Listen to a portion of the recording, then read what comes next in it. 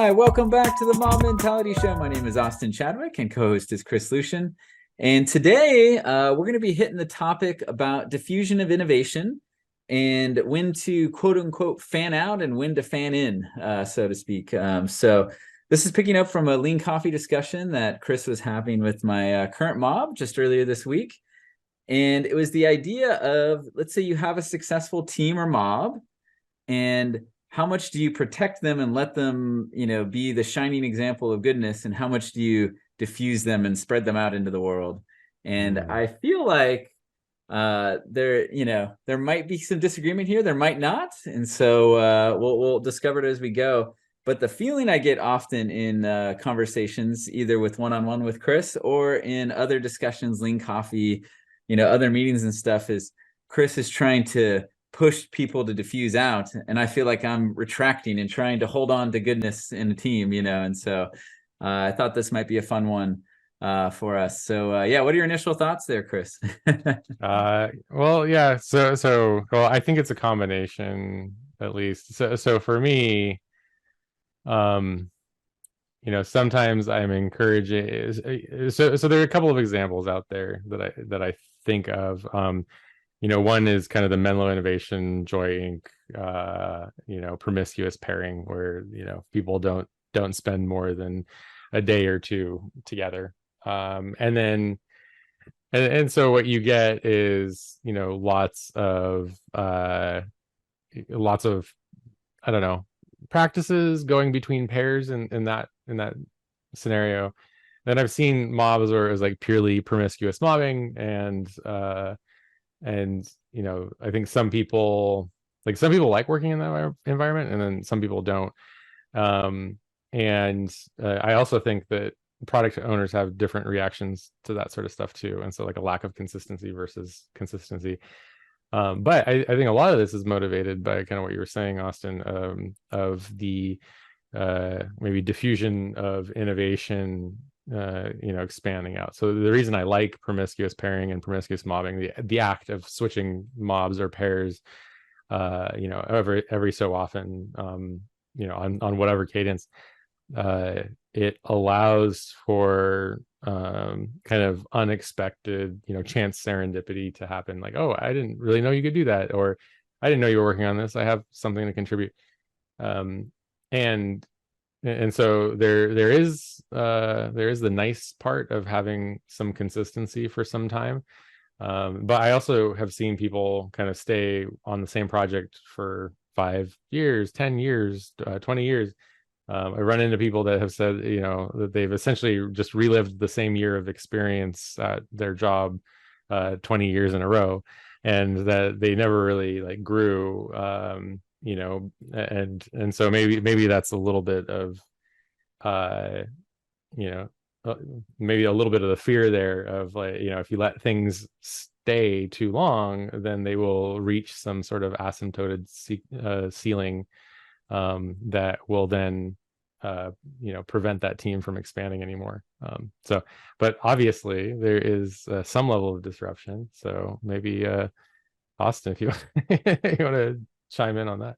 Yeah. And I guess I think there's different concerns and risks, to weigh out, right? And so I think, if I've heard you correctly, when you talk about the diffusion of innovation, at least the beginning of it is you need your innovators together, blocked out from the system that will destroy them, doing good stuff and being a shining example, so that early adopters and the early majority has a chance to see what good looks like. And then at some point it spreads, right? And I guess the concern I have often in these scenarios is a variation of what Martin Fowler talks about with semantic diffusion. I'll put a link in the show notes, where he was kind of talking about XP or Agile. And as the idea spread, my quick understanding, I haven't read the article in quite a while, but is that the meaning of it got lost, right? So maybe the word Agile spread, or the word XP Agile spread, but the quality of what people were doing, who were originally part of the original innovators, got diffused in a bad way, like and so um and so I guess I always have that concern about sustainable quality growth versus, like, let's say you have a mob of 3 people and they're doing awesome. If you took all 3 of them and threw them out into the system, Yeah. would that goodness spread, or would the system destroy them, Yeah. destroy the goodness that happened when they were together, right?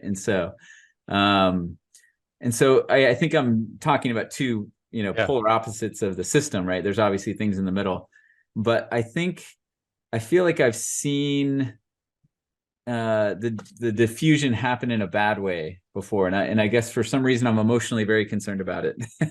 No, Yeah. so I don't disagree that that's happening. So, Yes. so if you take extreme programming, for example, Yes. and the meaning of extreme programming might today just be, do you pair and do unit tests? And maybe that's not, totally, or even if it's just do you pair, period. Yes. Then I mean, it's an interesting thing because you know, did XP, if you kept XP isolated and the definition pure, then would you have positively impacted the software industry than if you had allowed the diffusion to happen, right? So it's like the numbers game versus the, like, pure movement. And I almost think of like processor architecture. And so I just read a news article this morning saying that the world record for the fastest processor at 9 point something gigahertz, and where they were using liquid hydrogen to cool it. So they concentrated that power versus spreading it across many cores, right? um and so you can have a really concentrated concept like pure XP or pure lean or pure systems thinking, and maybe people learn it deeply and thoroughly, right? But then you have to ask, at what point do you parallelize and accept the loss, right? And because you can't keep it concentrated forever, like, and especially when people are concerned, they, people can move on or not. And so you know I have grown to believe that anything over 2 years is too long. Hmm. But and probably there is some lower bound about too short for certain concepts to coalesce into something as concentrated and as good. um and so I have seen people have that concentrated goodness, right? And they stuck with it for more than 3 years. And I think this is why a lot of people will, some people leave companies, I think the most average statistic is 2 years. But I've also heard a lot of people say 4 years. And I've even asked a lot of people, like, oh, so where do you see, it's kind of a variation on the where do you see yourself in 5 years. I often ask people, like, hey, you've been on this team for 5 years. What does it look like now? Just to get some, most people laugh and say, well, I wouldn't be on that team. I would have gone to another team in 5 years. And so I think that there is like this little bit of a concern of boredom setting in. And so how do you maximize the total numeric impact of a concept across the masses, right? So you write a book about extreme programming, and so you've taken the concentrated thing and then you've made a concentrate, just add water, and now people are adding bigger and bigger amounts of water to the concentrate, to use a juice analogy, I guess. And so that book has greatly impacted the software uh, industry, and for the better in total, but the concept has lost fidelity over time. And so I think it's like, what are your total, so if you're on a team of 50 people and you have a high performing mob of 4, then at what point, and maybe they're a shining example, but there's a portion of the diffusion of innovation curve where that adoption, the adoption will not be able to get as concentrated as quickly, because it's like secondhand, third hand experiences, unless those people diffuse into the pool to then seed the next generation, right? So a little bit of that is kind of what's going on in my head when I have that conversation. It's like, hey, you have something really great here, like maybe joining other teams and retrospecting towards something similar can create more than one concentrated version of this, where I think you run the risk, if you stick around too long, of being concentrated and awesome until bored, and then moving on, and you lose that opportunity. Like the clock is ticking in my head of like, somebody is going to move on from that awesomeness, because yeah, it's great for a while, and then people climatize to their new situation. So the ideal time to grow this uh is to have them move on while they're still excited. Yeah, yeah. And I think maybe, and I think I'm partially stealing one of your ideas before too, but maybe there is a way to have both, right? Yeah. But it's slow in Mhm. that it's almost kind of like I'm trying to think of, I feel like there's a lot of corollaries and other things, but let's say let's just say product, your startup, you have a product and you have one product and it's going really, really well. And is there a way to sustain that one product going really well and grow a second product, as opposed to diffusing all the effort in the first product into four other products and then Yeah. you have nothing good, right? And so I think I've heard you talk about like the cell division mobbing Yeah. before, right? Where that appears to be a way where you have a good thing going, and then instead of taking all four people and throwing them out into the system randomly, you take two and you split, and then those two people are with two new other people, right? And then Yeah. the good thing can like a way to keep the good thing going and then allow it to grow into the rest of the system, right? And so I feel like that, where it's kind of like you're building off of what you currently have and keeping it, but also having an opportunity to grow as well. And I feel like models like that seem way more attractive to me than, hey, you guys have been together too long, get out of here, Oh, go somewhere else, go well, spread. kind of Yeah. as originally designed, the whole Right. system. So in our environment, we have a rule that people should move on after 2 years of being in Yes. an environment, and some of that rule kind of went into place. I think mainly because there was kind of an asymmetric relationship. Like some people would just stay on a team forever, and that gradually grew into other problems. Um, and so we put the rule in place. A lot of people scattered, and went to other teams, and so certain things were diffused, other things were adopted here and there, and other things died off. But I do think that so the cellular division analogy, I think I used in team growth, right? So it's like you're adding people, adding people, adding people, and you don't want to lose culture. So like one way to preserve culture as you grow is to grow and then split. And so it's still very painful at a rate of two people a month, which is kind of like the maximum cap that we've put on. But it's pretty effective in that regard. You just add one person to the mob, and then another person after they've been on the mob for a while, and gradually they so you ingrain the culture, but you still have a chance at cultural loss. It's just a lot less than before. Mm. But when you have a group, maybe less actively changing head count, and you're just talking about people that maybe have run into each other before or are going from one mob to another, that 2-year rule is kind of meant to stagger, right? And so one person leaves a team, another person joins, and so theoretically there is a base there, but it doesn't happen all of the time, because sometimes people have joined the same team at the same time. On this particular team, I think that team dissolved and then reincorporated later, and so in that, those people joined all at the same time. And Nice. so it is better to stagger that by 6 months, the leaving, right? And Mhm. then you have the opportunity to reinstill culture in the new person, while the person that left will be learning about the culture they're going to, and then gradually retrospecting towards whatever they found to be effective in their experiences, right? And I think that's the intent of the diffusion to happen. And but I also, like, what I observe is when I think when this has bothered you in the past, Austin, I think what it is that there are still coaching opportunities, and they're being kind of left maybe even unaddressed, or maybe you're concerned that that the concept that you've helped somebody get to, when they leave, it will diffuse, right? It will become watered down because it'll be heard secondhand, third hand.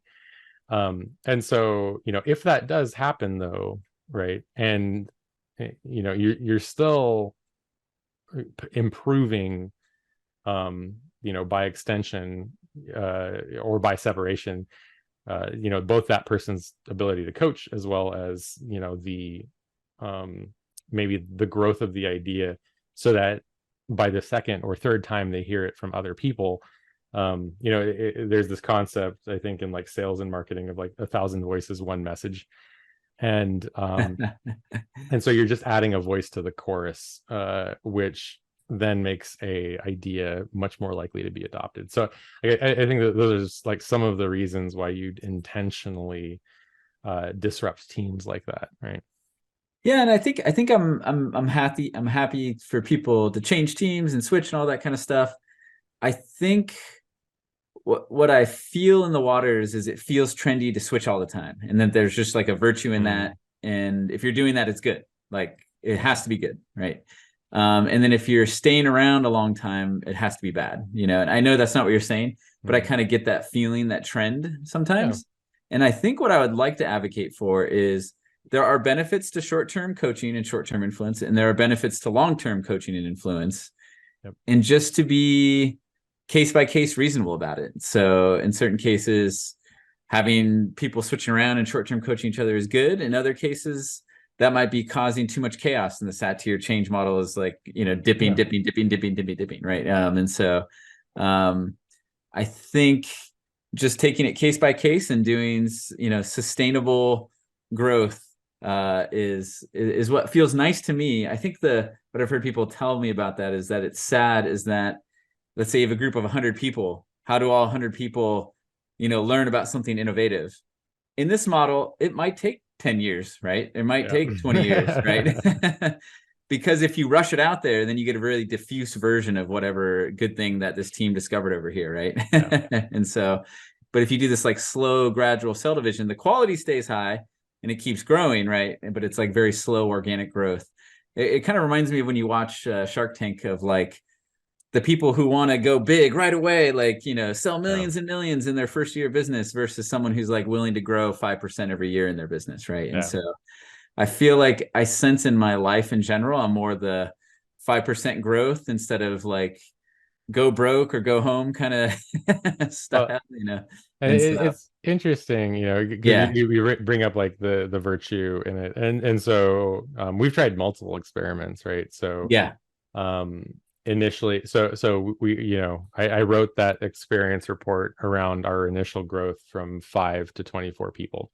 And in that experience report, I talk about the grow and the split.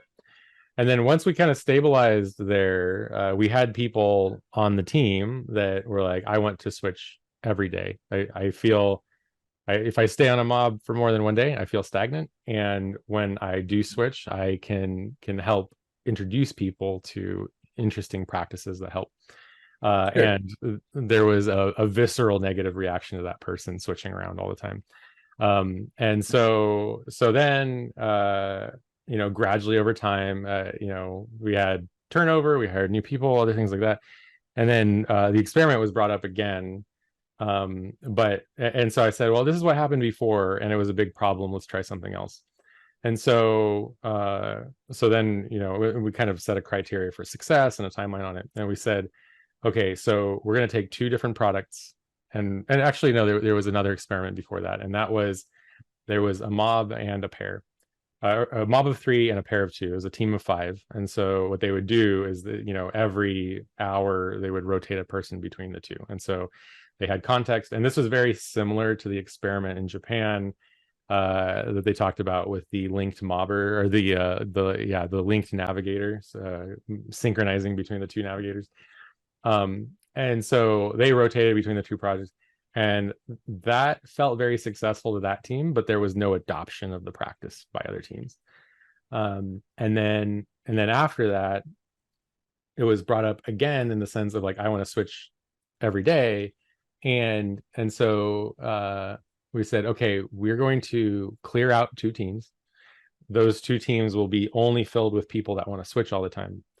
And it was very disruptive to the product owners. The product owners were like, whoa, what is going on? I'm super confused by what you're doing right now. And so it was a little bit painful for them, I think, kind of switching the person they talked to each day, things like that.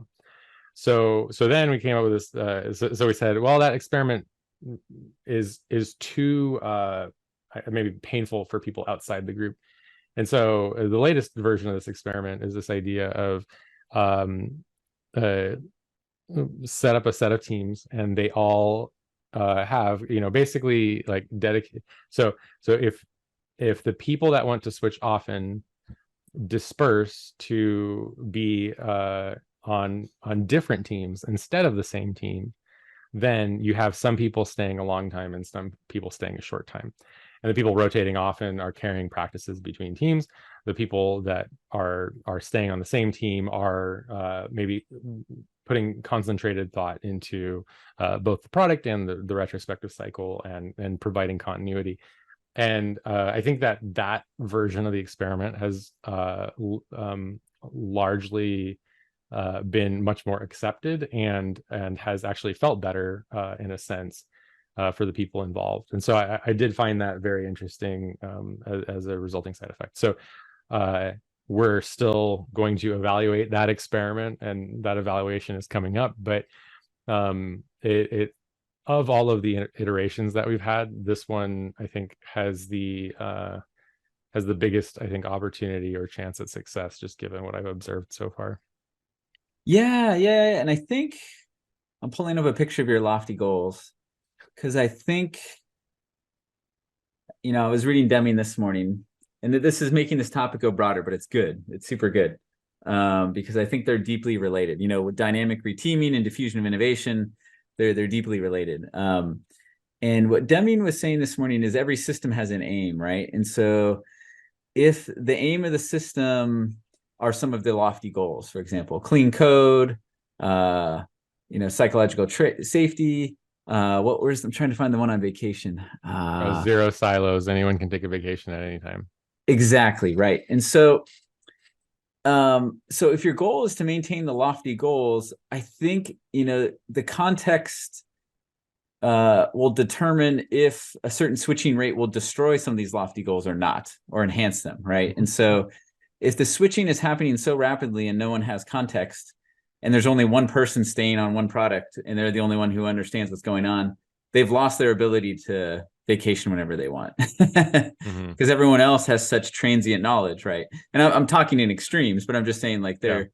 And so I feel like, for me, kind of going back to my notes here, healthy mobbing requires there's certain things that need to be there for the lofty goals to be met, right? Like, you need a reliable quorum that's punctual and, competent in the domain and competent in the XP skills, and sufficient enough to retain context to keep your lofty goal thing of people can vacation at any time, right? And so, I don't know what the number is. I mean, it probably depends on context to context, but there is a rate at which you're reteaming so much that you lose the ability to do some of these things, right?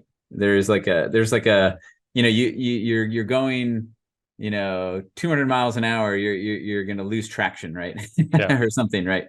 And so for me, I guess I kind of go back to what I would argue for is, based on the context and situation, are we able to maintain the lofty goals and switch? Yeah. and whatever rate we can switch and diffuse and let that stuff keep happening, let it happen. But as soon as you start losing the lofty goals, you've gone past the speed limit that your car can keep traction on or whatever, right? Yeah. Mixing analogies here, but Or or yeah, yes. um or there may be a absence of automation in context sharing. And so I think that if so there's often a series of technologies used, and if you're rotating often, you can still train up in the technologies that you're rotating through, right? So I think when you're looking at a product and you're saying like, oh, what do we need to do next, how and why, if it's not clear from automated diagramming, tracer systems, your ability to debug and or test, then it's possible that the ability to properly maintain context even while rapidly switching could be another approach to the zero silos thing. And maybe it's just exposing a problem, right? I think one reason why mobbing is super effective is that it amplifies pain, right? And so when you mob, it's pain. So when you're working solo, it's very painful to work on something repetitive, right? But often people just go ahead and do it anyway. Mhm. And when you mob, it is 4 times more painful to do something repetitive, or more. Maybe it's exponentially, because then people complain about it together. And then that drives automation. And so I think that some of the practices that evolve over time, and things, especially things that bubble around in my head, is like how do we amplify the pain of something obviously missing so that people put in the effort to automate it. And so maybe and this may be the experiment that I would run. Like, if it is truly painful to have people rotating and it feels like they don't have context, like, how do we summarize that context quickly, right? So a lot, and I think this is a big problem right now, and why there's a lot of tools around microservices traceability and tracer rounds. There's a lot of tooling that gets built up around this, because it's like, hey, I want to get everybody up to speed as quickly as possible so they can make the next feature. And I think that if you have people switching quickly and not maintaining the context, then it hasn't been visually represented or captured anywhere in an easily digestible way. And that, I think that exposing that, so maybe it's really painful right now, and I think there's a big difference between like people that maybe recoil from the pain versus like taking that pain and using it to drive change, right? Sure. And so there, I just have a question about, like, if you looked at the pain from a, like, maybe this pain is a new understanding, how do we digest that understanding? Sure. um that might help. Yeah, and I think I think there's value in that, right? And so it's kind of like uh you have you have a way of working, right? Where you're able to have lofty goals. You have clean code, you have zero bugs, you're delivering daily, you have zero silos, anyone can take a vacation. I'll just keep those in mind. And you have psychological safety. And then you diffuse out too much and you start losing those things, right? Mm-hmm. And I guess what I hear you saying, my first reaction to that is, we've diffused too much. We need to recoil back to what worked and then figure out a way to diffuse where we don't lose what we have, right? I think what I hear you saying is, we diffuse harder and we problem solve harder on why we've lost those things when we diffused, right? Yeah. So maybe there's a pattern you can Sure. expose, right? Yeah.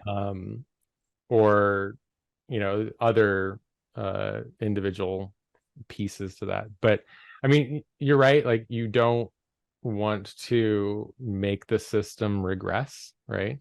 Yeah. um and there's merit in saying, retrospecting towards better is important.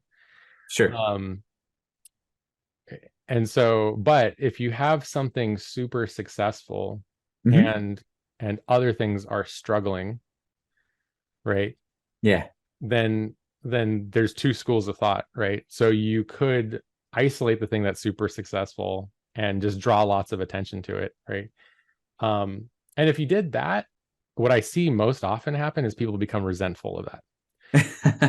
And so, you Yeah. know, maybe it's like fundamental attribution error on one part, and then like other parts, it's like just, you know, people don't like feeling like they should be compared, and things like that. So like, instead of keeping the thing that's super successful, is take the constituent parts that have had the experience, the people in that group that have had those experiences, and and if you diffuse, if you send them into the pool, then what'll happen, I think, is that the discussions and retrospectives change.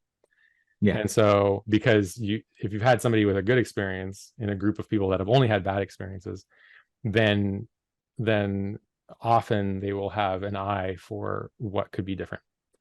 Yeah. um and so, you know, but I think that's different than the frequent rotating, you know, Sure. piece, because there's also, I think some people thrive in frequently changing contexts. Like I prefer to look at something different as often as possible. And Nice. so you know, like for me, Yeah. if I join a mob and I can say like, oh hey, you know, let's refactor this, let's make this more clear, Hmm. let's automate the understanding, um, then go away.